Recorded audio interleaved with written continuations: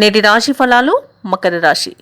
మకర రాశిలోని వ్యాపారస్తులు ఎవరైతే ఉన్నారో వారు మంచి నిర్ణయాలను అమలుపరిచి లాభాలను అధికంగా గడించే అవకాశం అయితే కనిపిస్తుంది. ఇక భాగస్వామ్య వ్యాపారం చేస్తున్న వారికి కూడా మంచి లాభాలు అనేవి కనిపిస్తున్నవి. అలాగే ఈరోజు విద్యార్థులు ఎవరైతే ఉన్నారో వారు పోటీ పరీక్షల్లో విజయాన్ని సాధిస్తారు.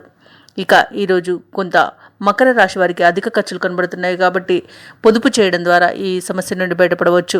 అలాగే ఎవరైతే దూర ప్రయాణాలు చేస్తున్నారో వారికి వాహన ప్రమాద సూచనలు అయితే కనిపిస్తున్నాయి కాబట్టి జాగ్రత్త వహించండి. ఇక ఈరోజు మకర రాశి వారు మధ్యవర్తిత్వం అనేది చేయడం అస్సలు పనికిరాదు.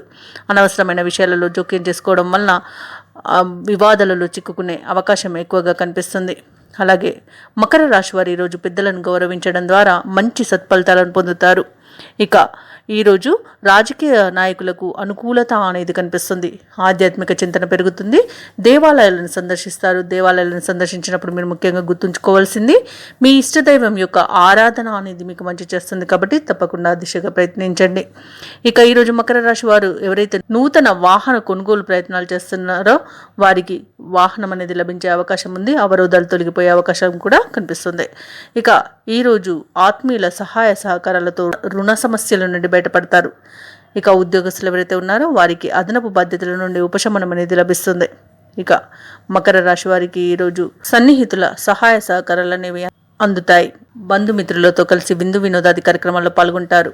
ఇక ఈరోజు ఏదైతే మకర రాశి వారు నిర్ణయాలు చేస్తున్నారో వాటిలో కొంత ఆచితూచి వ్యవహరించడం అనేది చెప్పుకోదగ్గ సూచన.